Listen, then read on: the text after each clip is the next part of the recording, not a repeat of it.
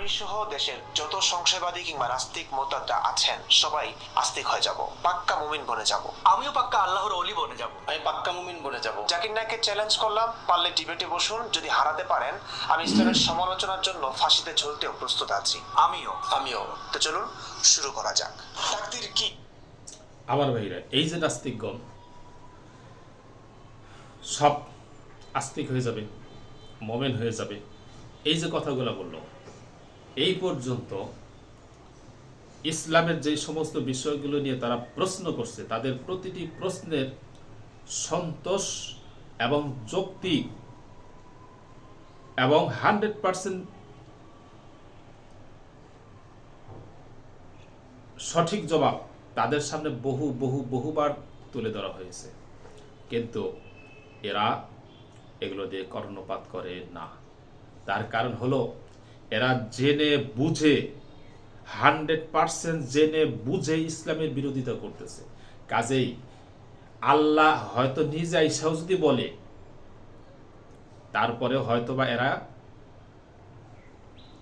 আল্লাহকে বিশ্বাস নাও করতে পারে। কোরআন কারীমে আল্লাহ তাআলা সেই কথা বলছেন। কাফেররা যখন কোরআন নিয়ে বিভিন্ন ধরনের সমালোচনা করলো, আল্লাহ পাক তাদেরকে বিভিন্ন ভাবে প্রমাণ করে দেখালেন যে এটা আমার কালাম। তোমরা যদি বিশ্বাস না করো সমস্যা নাই, মুহাম্মদ বানাইছে বলতেছে, তাহলে তোমরাও কালাম বানাও, কোরআনের মতো বানিয়ে দেখাও। মুহাম্মদ পারলে তোমরা পারবে না কেন? মুহাম্মদ একজন অশিক্ষিত, সে পারলো, তাহলে তোমরা পারবে না কেন?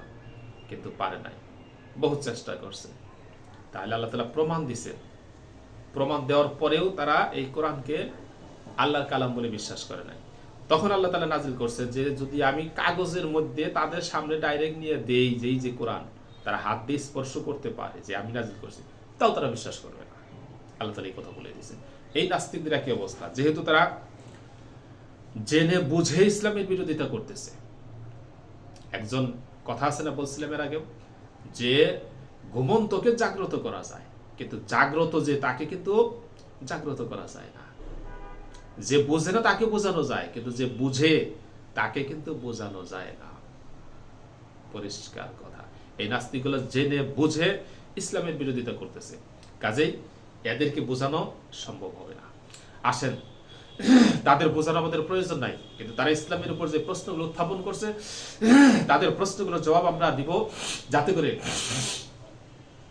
আমাদের ইমানদার মুমিন ভাই যারা আছে তারা এখান থেকে শিক্ষা গ্রহণ করতে পারে। তাদের মনের ভিতরে যদি কোনো সংশয় সৃষ্টি হয় বা সংশয় ছাড়াই এমনিতেই মুমিনদের এই সকল প্রশ্নগুলোর জবাব জানা অপরিহার্য দরকার, মুমিনদের জন্য দরকার। সেই হিসাবে নাস্তিকদের প্রশ্নের জবাব আমি তুলে ধরতেছি।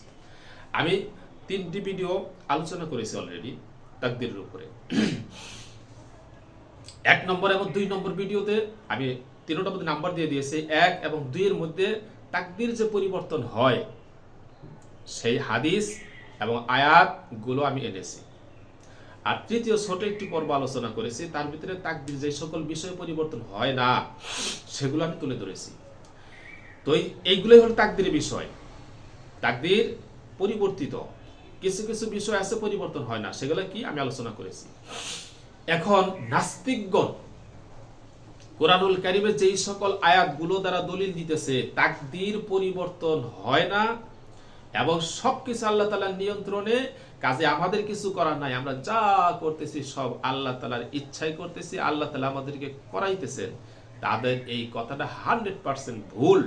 যেই সকল আয়াত দ্বারা দলিল দিতেছে, হাদিস দ্বারা দলিল দিতেছে, এগুলোর মধ্যে এই সমস্ত কিছু আল্লাহ তাআলা একটাও বলেন নাই। তারা কোন আয়াত দ্বারা দলিল দেয় জানেন?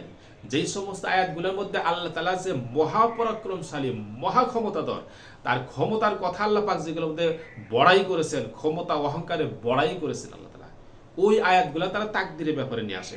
এগুলো একটাও তাকদীরের আয়াত নয়, এগুলো একটিও তাকদীরের আয়াত নয়। এগুলোর মধ্যে আল্লাহ তাআলা তার ক্ষমতার কথা আলোচনা করেছেন, তাকদীরের কথা এগুলোর মধ্যে আলোচনা করেন নাই। তাকদীরে যেগুলো সেগুলো আমি আগে পর্বগুলোতে আলোচনা করেছি।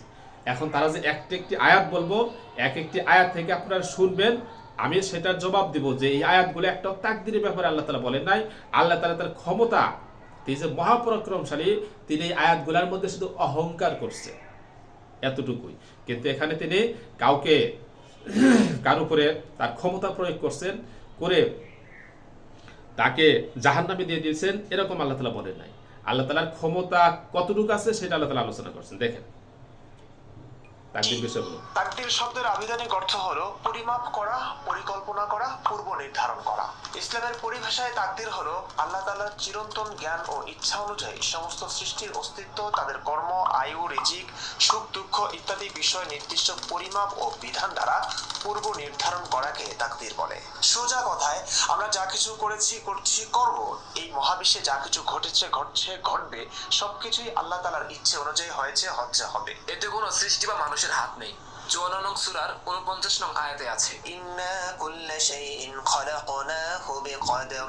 নিশ্চয় আমি সবকিছু সৃষ্টি করেছি নির্ধারিত পরিমাণ অনুযায়ী। এমনকি মানুষ এই যে আয়াতটা দলিল দিলেন, সব নির্ধারিত আছে। আল্লাহ তাআলা প্রতিটি বস্তুকে নির্ধারণ করে সৃষ্টি করেছেন, এটাই সত্য।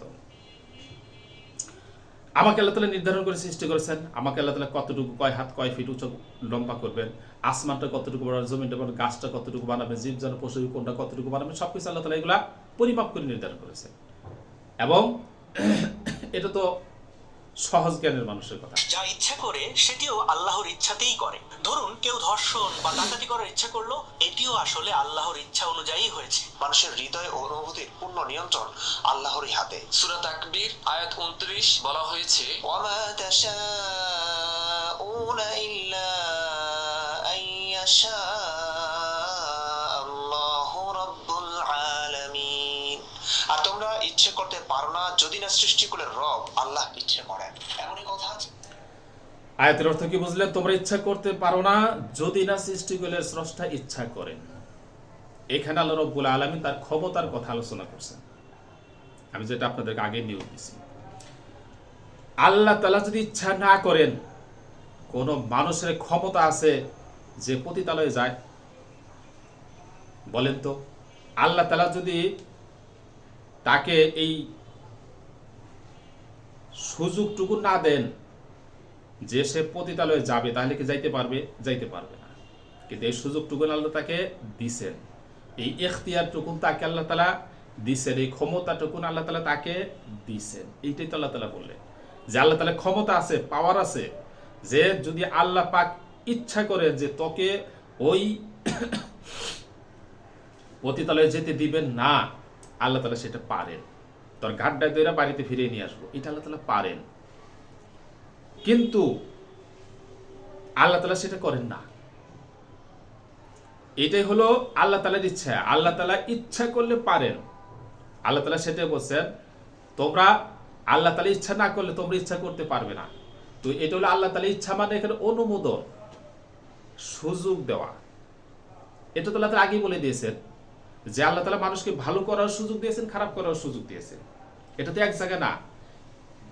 ভালো এবং খারাপ এই দুইটা যদি করার আল্লাহ পাক এই পৃথিবীতে মানুষকে সুযোগ না দেন, তাহলে মানুষ এই পৃথিবীতে ভালো খারাপ করবে কিভাবে বলেন তো?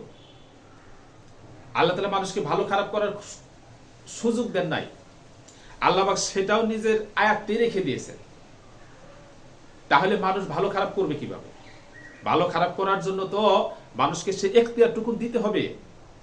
আল্লাহ তাআলা সেই এখতিয়ারটুকু দিয়েছেন। কিন্তু আল্লাহ পাক যদি ইচ্ছা করেন যে কাউকে এখতিয়ার দিবেন না, রেখে দিবেন, সেটা আল্লাহ তাআলা পারেন। ওই ক্ষমতা আল্লাহ তাআলার আছে, সেইটা আল্লাহ তাআলা ইয়াতে বললেন। ওই ক্ষমতাটুকু আল্লাহ তাআলার আছে। আল্লাহ তাআলা সেটা বলেন যে আল্লাহ তাআলা যদি ইচ্ছা না করে তাহলে তোমরা ইচ্ছা করতে পারবে না। তুমি পতিতালয়ে যাওয়ার ইচ্ছা করছো, আল্লাহ তাআলা যদি তোমাকে অনুমোদন না দেন বা আল্লাহ তাআলা যদি সেটা সুযোগ না দেয়, তাহলে তুমি যেতে পারবে না।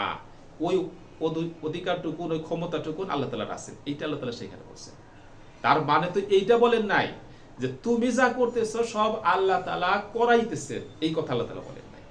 ওরা এইটা বুঝে যে আমরা যা করতেছি এগুলো আল্লাহ তাআলা ইচ্ছাই করতেছে। আল্লাহ তাআলা ইচ্ছাই করতেছো না, আল্লাহ তাআলা করার জন্য তোমাকে ইচ্ছাটুকু দিয়েছেন, এতটুকুই, কিন্তু করতেছো তুমি নিজ ইচ্ছায়। আল্লাহ তাআলা চাইলে তোমাকে ফিরাইতে পারে, কিন্তু ফিরায় না। ওই যে তুমি করতে চাইছো, ইচ্ছা দিয়েছে, কিন্তু ফিরানোর মতো ক্ষমতা আল্লাহ তাআলার আছে। এইটাই আয়াতের ভিতরে আল্লাহ তাআলা বলছেন। তারপরে আয়াতে কি বলে? একই আয়াত, সূরা ইনসান বা দাহর আয়াত 30-এও ওয়ামা তাশাউনা ইল্লা আন ইয়াশা ইচ্ছা না করলে তোমরা ইচ্ছে করবে না। মানুষের কোনো ইচ্ছে বা ইখতিয়ার নেই সে কথাও আছে অত্যন্ত। একই কথা এ আয়াতে বললেন, আল্লাহ তাআলা ইচ্ছা না করলে তোমরা ইচ্ছা করবে না। আল্লাহ তাআলা যদি ইচ্ছা না করে একজন মানুষও পতিতলে যাইতে পারবে না। এখানে আল্লাহ তাআলা ইচ্ছা করা মানে কি? ইচ্ছা করা মানে হলো আল্লাহ পাক মানুষকে সুযোগ দিয়েছেন খারাপ করার, আল্লাহ তাআলা মানুষকে সুযোগ দিয়েছেন ভালো করার। এইটা হলো আল্লাহর ইচ্ছা। এখানে ইচ্ছার মানে এই নয় যে আল্লাহ পাক ইচ্ছা করে তোমাকে করাইতেছে, এটা না। ইচ্ছা মানে আল্লাহ পাক পারেন তোমাকে ফিরাইতে, ফিরায় না, আল্লাহ পাক তোমাকে সুযোগ দিয়েছেন। ইচ্ছা মানে এখানে কি? ইখতিয়ার দেওয়া, ইখতিয়ার, সুযোগ দেওয়া। স্পষ্ট ভাবে সূরা কসস আয়াত 68 বলা হয়েছে, وربك يخلق ما يشاء ويختار ما كان لهم الخيرة। আর তোমার রব যা ইচ্ছা সৃষ্টি করেন এবং মনোনীত করেন, তাদের কোনো ইখতিয়ার নেই। আল্লাহ যা ইচ্ছা তাই। কি বুঝলেন? এই আয়াতের অর্থ কিন্তু ভালো করে বুঝতে হবে, এটা আগেরটার মতো না। এই আয়াতে আল্লাহ রাব্বুল আলামিন বলেন আল্লাহ তাআলা ইয়াখলুকু মা ইয়াশা, আল্লাহ তাআলা যেমন চায় তেমন সৃষ্টি করে, তোমাদের কোনো ইচ্ছা নাই। এইটা হলো সৃষ্টির ক্ষেত্রে। আয়াতের ভিতরে আল্লাহ পরিষ্কার বলে দিলেন সৃষ্টির ক্ষেত্রে আল্লাহ তাআলা যেমন ইচ্ছা তেমন সৃষ্টি করেন, তোমাদের কোনো এখানে ইখতিয়ার নাই। আগেরটা কিন্তু এটা এক না। আগেরটা তুমি পতিতালে যাইতেছো, আল্লাহ তাআলা তোমাকে ইখতিয়ার দিয়েছে, তুমি যাইতে পারবা, সেখানে আল্লাহ তাআলা জোর করে তোমাকে ফিরাবে না। কিন্তু এইটা আল্লাহ তাআলা ইখতিয়ার দেয় নাই, এখানে বলতেছে ইখতিয়ার দেয় নাই, কিন্তু সেটা কোন ক্ষেত্রে? সৃষ্টির ক্ষেত্রে। আয়াত কোনটা কোন জায়গায় নিয়ে লাগাইতেছে বললাম না? এগুলো হলো শুধু পানি ঘোলা করার জন্য চেষ্টা করা। পানি গোলা হবে কেমনে? আলেমগঞ্জ যতদিন জীবিত আছে পানি গোলা হইতে দিবে না। কোন আয়াত কোন উদ্দেশ্যে আল্লাহ পাক নাযিল করেছে সেটা আমরা ক্লিয়ার করে দেব। এই আয়াতের ভিতরে আল্লাহ তাআলা বলে সৃষ্টির ক্ষেত্রে তোমাদের কোনো ইখতিয়ার নাই। আল্লাহ তাআলা যেমন চায় তেমন সৃষ্টি করে। মায়ের পেট থেকে একজন সন্তান কানা হয়ে আসছে, এক চোখ নিয়ে আসছে, এটা কি সে নিজের ইচ্ছায় আসছে? এটা বাপ মাই করছে? করে নাই। এটাকে আল্লাহ তাআলা সৃষ্টি করছেন, তার যেমন ইচ্ছা হয়েছে তেমন সৃষ্টি করছেন। এখানে মানুষের কোনো ইখতিয়ার নাই। তাহলে দুইটা দুই রকম। ওইখানে ইখতিয়ার নাই মানে ওইখানে আল্লাহ রাব্বুল আলামিন ইচ্ছা না করলে পারে তোমরা ইচ্ছা করতে পারো না। তার মানে আল্লাহ রাব্বুল আলামিন তোমাদেরকে ইচ্ছা করার শক্তি দিয়েছেন বিধায় তোমরা পাপ করতে পারো। আল্লাহ তাআলা ইচ্ছা নাই, ইচ্ছা করার যদি শক্তি না দেয় তাহলে তোমাদের এতটুকু ক্ষমতা আল্লাহ তাআলা আছে যে তোমাদেরকে ইচ্ছা করার শক্তি না দিলে তোমরা ইচ্ছা করতে পারবে না। পতিতালয়ে যাইতে চাইলে আল্লাহ পাক ইচ্ছা করে ফিরাইতে পারে, কিন্তু আল্লাহ পাক সেটা করেন না আমার ভাইরা। তাহলে এখানে মানুষ সৃষ্টির আয়াত নিয়ে আসারা তারা কোথায় না বাজাইতেছে তাকদীরের মধ্যে। আসেন তারপরে কি বলে করেন সেই কথাও আছে স্পষ্ট ভাবে। সূরা ইব্রাহিম আয়াত 27 বলা হয়েছে ইউসাব্বিতুল্লাহুল্লাযীনা আমানু বিল কওলিস সাবিতি ফিল হায়াতিদ দুনিয়া ওয়া ফিল আখিরাহ ওয়া ইউদিল্লুল্লাহুজ জালিমিন ওয়া ইয়াফআলুল্লাহু মা ইয়াশা। আল্লাহ অবিচল রাখেন ঈমানদারদেরকে সুদৃঢ় বাণী দ্বারা দুনিয়ার জীবনে ও আখিরাতে, আর আল্লাহ জালিমদের পথ ভ্রষ্ট করেন এবং আল্লাহ যা ইচ্ছা তা করেন। আল্লাহ যা ইচ্ছা তাই করতে পারেন। কাউকে চাইলে হেদায়েত দেবেন নিজের ইচ্ছায়, আবার কাউকে চাইলে তিনি পথ ভ্রষ্ট করবেন নিজের ইচ্ছায়। কথা হলো কাউকে তিনি নিজে পথ ভ্রষ্ট করলে পৃথিবীর কারো কি এই ক্ষমতা আছে তাকে হেদায়েত দিবে? নেই। এই কথাটিও স্পষ্ট করেই বলেছেন তিনি। সূরা কাহাফ আয়াত 17 বলা হয়েছে। আচ্ছা, তাহলে আগের আয়াতে কি বললেন আল্লাহ তাআলা? এখানে আল্লাহ রাব্বুল আলামিন তার ক্ষমতার কথা আলোচনা করছে। উদাহরণ দিলে বুঝবেন। এটা তো আমি আগেই বলছি যে তারা এখানে যে আয়াতগুলো আছে একটা আয়াত তাকদীরের ব্যাপারে নয়, সবগুলোই হলো তাকদীরের ব্যাপারে। শুধু আগেরটা যেটা আমি বললাম যে আল্লাহ রাব্বুল আলামিন যাকে যেভাবে সৃষ্টি করেছেন, কিন্তু এই আয়াতের ভিতরে আল্লাহ রাব্বুল আলামিন তার ক্ষমতার কথা আলোচনা করছেন। একটা উদাহরণ দিলে বুঝবেন। উদাহরণটা হলো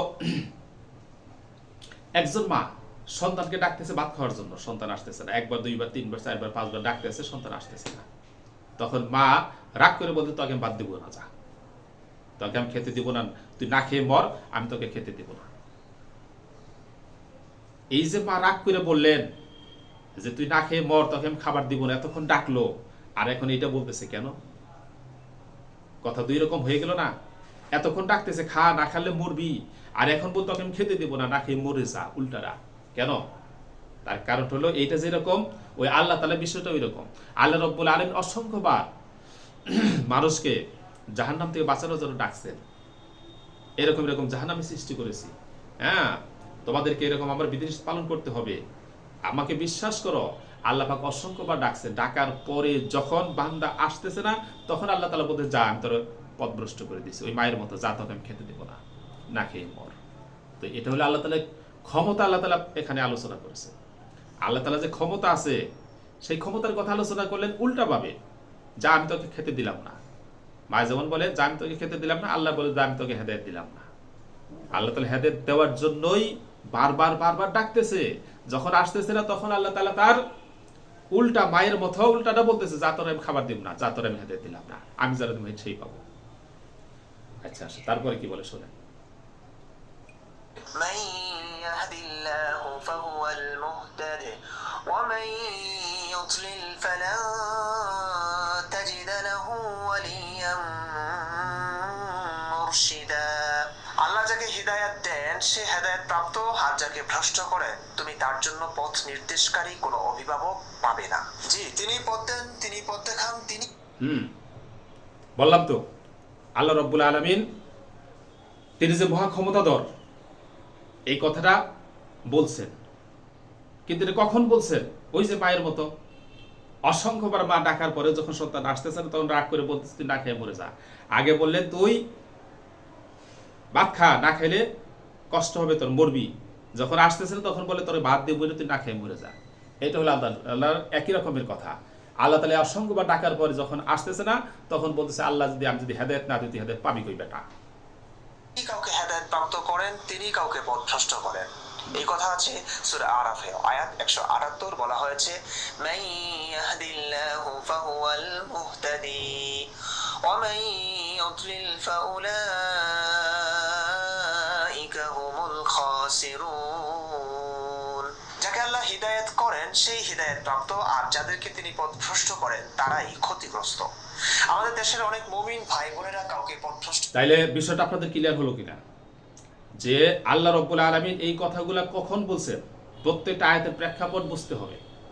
এটা হলো আল্লাহ রাব্বুল আলামিন অসংখ্যবার তোমাদেরকে আহ্বান করার পরে যখন তোমরা শুধু বিগড়িয়েই যাইতেছিলে, তোমরা শুধু আল্লাহকে নিয়ে বিভিন্ন ধরনের রাসূলকে নিয়ে বিরূপ মন্তব্যই করতেছিলে, খারাপ মন্তব্যই করতেছিলে, এত এত প্রমাণ আল্লাহ রাব্বুল আলামিন তোমাদের সামনে উপস্থিত করার পরেও তখন আল্লাহ তাআলা বলছেন এই কথা শক্ত করে, যা।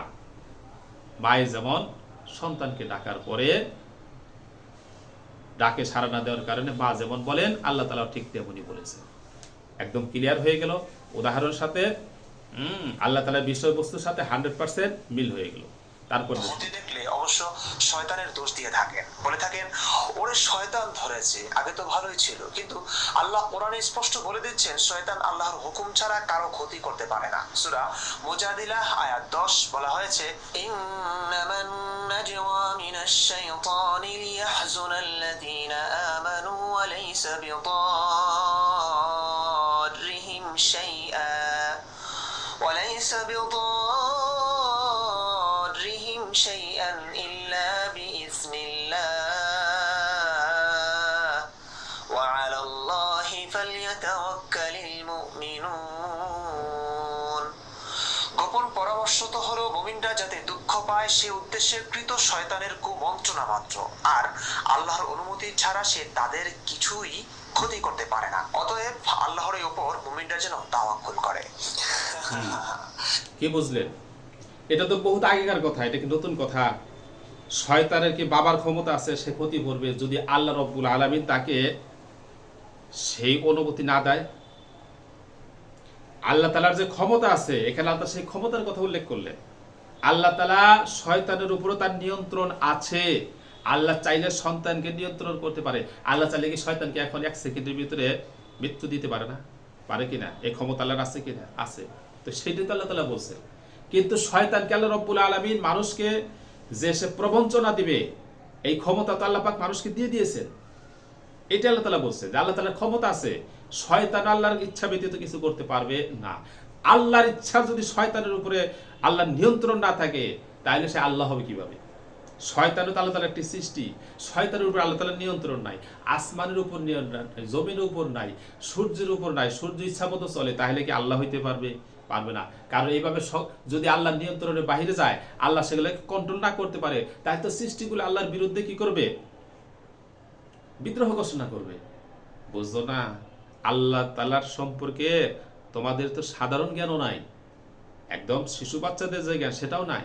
এটা তো অবশ্যই আল্লাহ রাব্বুল আলামিন শয়তানের উপর তার কর্তৃত্ব আছে। আল্লাহ পাক চাইলে শয়তানকে রুখতে পারেন, কিন্তু আল্লাহ পাক শয়তানকে অনুমতি প্রদান করছে। সেটা তো বহুত আগেকার কথা। কি যে বলে, তারপরে শোনেন কি বলে। আল্লাহর উপর তাওয়াক্কুল বা ভরসা করার পরেই তো তিনি নিজ ইচ্ছে মতো কাউকে হেদায়েত দেন, কাউকে পথভ্রষ্ট করেন।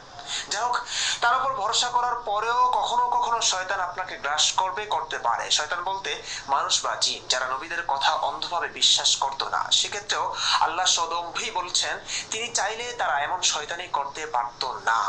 সূরা আল-আনআম আয়াত 112 বলা হয়েছে, ওয়াকাযালিকা জাআলনা লিকুল্লি নাবিয়্যিন আদুওয়ান শায়াতিনাল ইনসি ওয়াল জিন শায়াতিনাল ইনসি ওয়াল জিন্নি ইউহি বা'দুহুম ইলা বা'দিন যুখরুফাল কওলি গুরুরা ওয়ালাউ শাআ রাব্বুকা মা ফা'আলুহু ফাযারহুম ওয়া মা ইফতারুন। আর এভাবেই আমি প্রত্যেক নবীর শত্রু করেছি মানুষ ও জিনের মধ্য থেকে শয়তানদেরকে। তারা প্রতারণার উদ্দেশ্যে একে অপরকে চাকচিক্যপূর্ণ কথার কুমন্ত্রণা দেয়, এবং তোমার রব যদি চাইতেন তবে তারা তা করত না। সুতরাং তুমি তাদেরকে ও তারা যে মিথ্যে রটায় তা ত্যাগ করো। দর্শক, এমনকি এটা তো সে আগের কথাই আবার আসলো। আল্লাহ পাক চাইলে তো শয়তান কিছুই করতে পারতো না। এটা তো আল্লাহ পাক শয়তানকে এখতিয়ার দিয়েছেন। শয়তান চাইছিল আল্লাহর কাছে যে আদমের জন্য যখন আমি ক্ষতিগ্রস্ত হইলাম, আমি যেন আদমকে প্রতারিত করতে পারি। আল্লাহ পাক অনুমতি দিয়েছে, সমস্যা নেই, তুমি চেষ্টা করে যাবা। এটা আল্লাহ পাক আগেই দিয়ে দিয়েছে। তুমি এগুলো কি শুনাইতেছে তখন? মানুষটি শব্দ উপলব্ধি করবে, তা হয়তো কান দিয়ে সত্য কথা শোনার মাধ্যমে, তারপর হৃদয় দিয়ে অনুধাবনের মাধ্যমে করবে, আর না হয় চোখ দিয়ে সত্য দেখার মাধ্যমে সত্য উপলব্ধি করবে। কিন্তু আল্লাহ নাকি মানুষের অন্তর কানে সিল মেরে দিয়েছেন আর চোখে ফেলে দিয়েছেন পর্দা। সূরা বাকারা আয়াত 7 বলা হয়েছে, খাতামাল্লাহু আলা কুলুবিহিম ওয়া আলা সামঈহিম ওয়া আলা আবসারিহিম গিশাওয়া ওয়া লাহুম আযাবুন আযীম। আল্লাহ তাদের অন্তরে এবং তাদের কানে মোহর লাগিয়ে দিয়েছেন, এবং তাদের চোখ সমূহে রয়েছে পর্দা, আর তাদের জন্য রয়েছে মহা আযাব। বলুন তো, মানুষের দোষটা আসলে কোথায়? এমনকি আল্লাহর নবীও যদি কাউকে অতি ভালোবেসে হেদায়েতের পথে আনতে। আচ্ছা, এই যে আয়াতটা, এই আয়াতটা তাহলে কখন বলছেন? ওই যে আমি যেটা আগে বললাম, আল্লাহ রাব্বুল আলামিন তার বান্দার উপর রাগ করে তাদেরকে যখন নবী পাঠাইছেন, সেই নবীকে তারা নবীর জারের শত্রু হয়ে গেছে, প্রতিনিয়ত চেষ্টা করতেছে সেই নবীকে কিভাবে হত্যা করা যায়। অসংখ্য পরিমাণের প্রমাণ দিয়ে আল্লাহ পাক নবীকে প্রেরণ করছেন। প্রতিনিয়ত নবী তাদেরকে মুজিজা দেখাইতেছে, প্রতিনিয়ত নবীর উপর ওহী নাজিল হইতেছে, প্রতিনিয়ত কোরআনের নতুন নতুন আয়াত আসতেছে। আল্লাহ পাক তাদেরকে বলতেছেন, তোমরা বিশ্বাস না করলে কোরআন বানিয়ে দেখাও, আয়াত সূরা বানিয়ে দেখাও, তাও পারে না। আবার বিশ্বাসও করে না। যখন বিভিন্ন ভাবে এদের উপর 100% প্রমাণ হয়ে গেল আল্লাহ পাক আছেন, এটা নাজিল করতেছেন, এগুলার কোটি% প্রমাণ হয়ে গেল, তারপরেও যখন তারা চোখ বন্ধ করে শুধু বিরোধিতাই করতেছিল, আল্লাহ তাআলা বলে খাতামাল্লাহু আলা কুলুবিহিম। ওই যে যেমন সন্তানকে মা বলে, তোর আমি খাবার দিব না, যা। আল্লাহ রাব্বুল আলামিন এই কথাটা তখন তার মহাপরাক্রমশালী ক্ষমতাধর রাগ করে তখন আল্লাহ রাব্বুল এই কথা বলছেন। তার মানে তো এই নয় যে আল্লাহ পাক আগেই তার মধ্যে মোহর মেরে দিয়ে থইছে, এখন ওটা কাজ হবে না, তা কিন্তু নয়। আচ্ছা, তারপরে আয়াতে কি বলে শোনা। চান সেটাও সম্ভব না কোরআন অনুযায়ী। সূরা কসাস আয়াত 56 বলা হয়েছে, ইন্নাকা লা তাহদি মান আহবাবতা ওয়ালাকিন্নাল্লাহা ইয়াহদি মান ইয়াশা